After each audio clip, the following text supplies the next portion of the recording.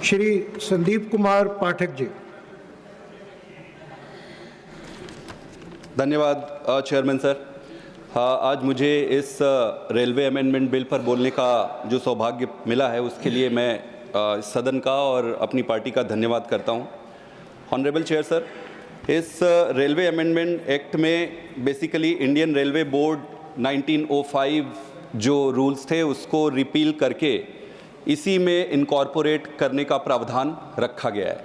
Basically इसका मूल idea यही है कि जो बोर्ड है उस बोर्ड को थोड़ी ज़्यादा फ्लेक्सिबिलिटी दी जाए और वो बोर्ड्स फिर अपने मैनेजमेंट में थोड़ा ज़्यादा काम कर सके।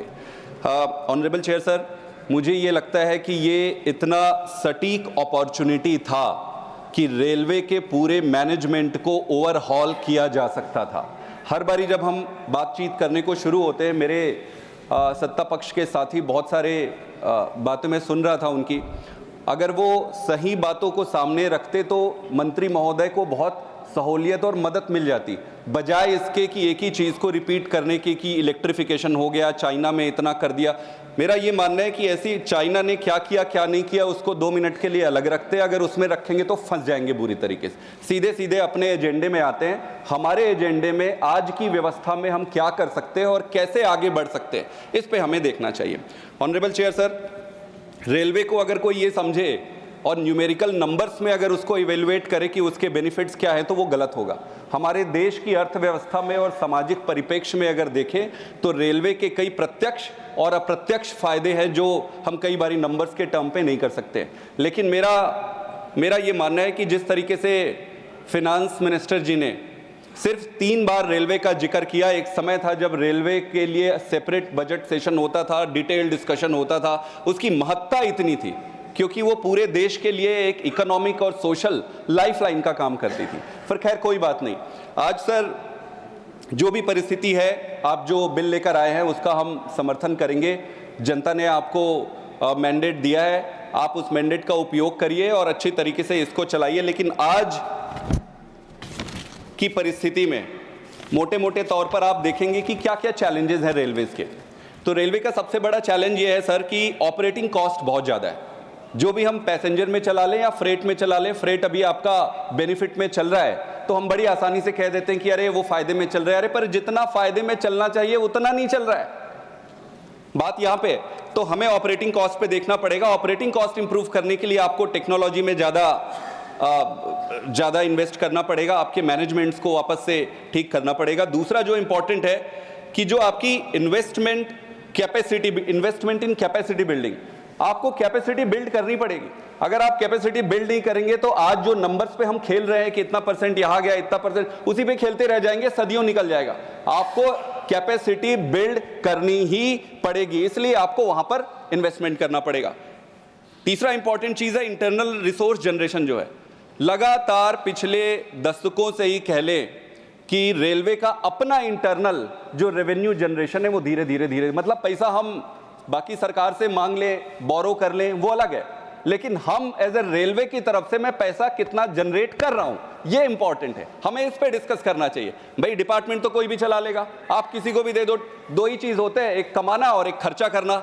खर्चा तो कोई भी कर लेगा, खर्चा करने की भी अलग है, लेकिन कमाने में अगर आए, आप कितना कमा रहे हैं, कमाई में कितना बेनिफिट हुआ, इससे पता चलता है कि आप कितने अच्छे तरीके से उसको चला रहे हैं।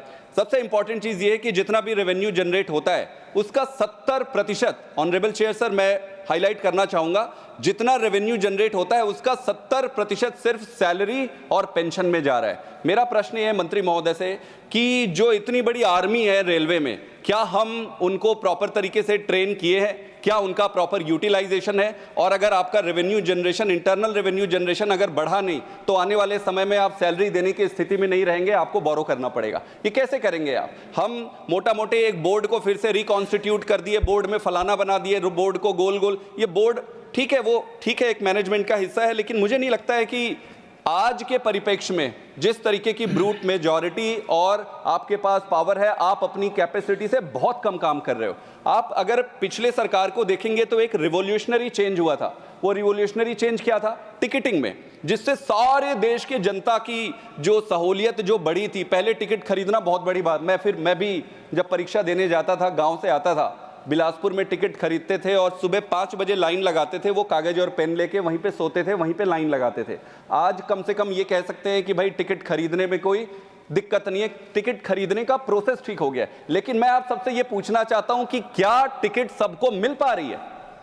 क्या जो टिकट बुक करना चाहता है उसको आज टिकट नहीं मिल पाती है? हमारे पास ही आप सारे एमपी हैं, आपके पास इतने कागज लेटर ही आप इशू करते रहते होंगे कि भाई बुकिंग रिजर्वेशन के, तो टिकट मिलने में काफ़ी दिक्कतें हैं।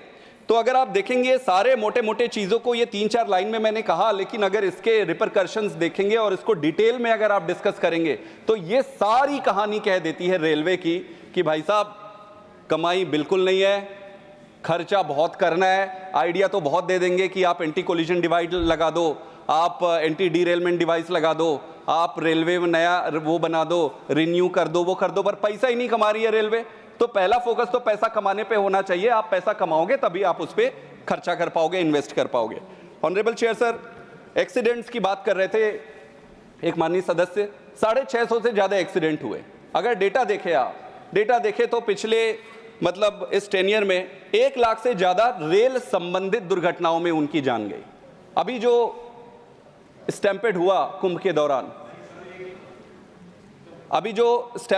कुंभ के दौरान, वो बहुत ही दुर्भाग्यपूर्ण है। मतलब वो ऐसे लोग हैं कि जो अपनी बात भी ठीक से नहीं रख सकते।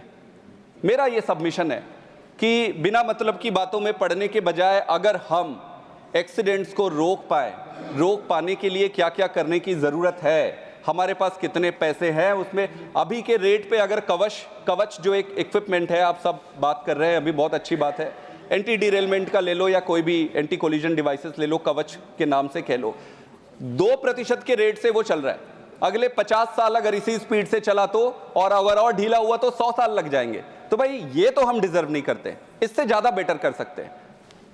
सर, नई लाइन्स, आपने वंदे भारत ट्रेन बन गया, मशीन बन गया, सारी चीज़ रेडी है। आज के ज़माने पे कोई बहुत बड़ी बात नहीं है, अच्छी बात है, हमें प्राइड है उसका, लेकिन कोई बहुत ऐसी चीज़ नहीं कि हमने रॉकेट साइंस कर लिया, वो तो आ गई मशीन। असली बात कहाँ पे आती है कि आपको उसके स्पीड को कम करना पड़ा। स्पीड को कम करना क्यों पड़ा? क्योंकि वहाँ पर जो ट्रेन लाइन्स थे, लाइन्स जो बने हुए रेलवे लाइन्स, पटरियाँ जो है वो इतनी पुरानी हो गई है कि इतनी तेज़ी से अगर गाड़ी आएगी तो उसको सह नहीं सकती है, वो डिरेल हो जाएगी।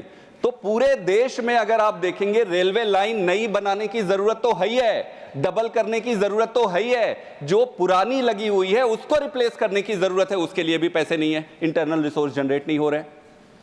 ऑनरेबल चेयर सर, मेरा यही सबमिशन है कि आज एक मिस्ड अपॉर्चुनिटी है, पूरी तरीके से आप मैनेजमेंट को इंप्रूव कर सकते थे। मैनेजमेंट पे आप बोर्ड को लेकर आए, एक बोर्ड है रेलवे का, 1 मिनट के लिए आप ध्यान दीजिएगा, एक रेलवे का बोर्ड है, उसको कहीं नीचे की जगह पर जाकर एक पटरी का या छोटा सा खर्चा करना है, उसको पैसे खर्च करना है, वो बोर्ड से अप्रूवल आएगी, बोर्ड अप्रूवल देगा तब नीचे जाके। तो जोनल्स जो बने हुए हैं, जोनल का पूरी तरीके से काम क्या है, जोनल का मोस्टली ऑपरेशंस रिलेटेड चीजों पे रख गया है। अगर हम मैनेजमेंट को थोड़ा स्ट्रीमलाइन, डिसेंट्रलाइज कर ले और जोनल के लेवल पे उनके फिनांसिंग की व्यवस्था को अगर थोड़ा स्ट्रीमलाइन कर ले तो वो इंप्रूव हो जाएगा। नंबर 1। नंबर 2, मुझे ये लगता है किसी भी मैनेजमेंट में सबसे इंपॉर्टेंट चीज ये होती है कि आपके यूनिट्स क्या है।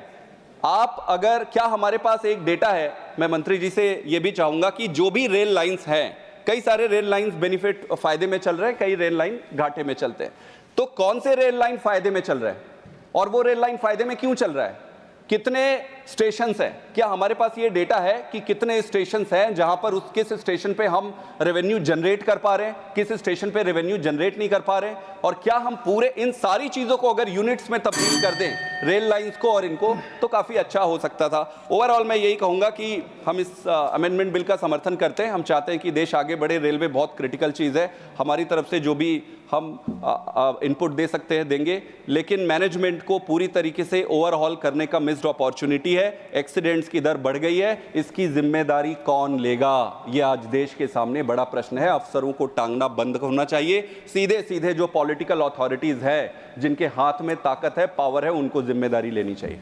धन्यवाद। Doctor V Sivadasan. Respected Chair,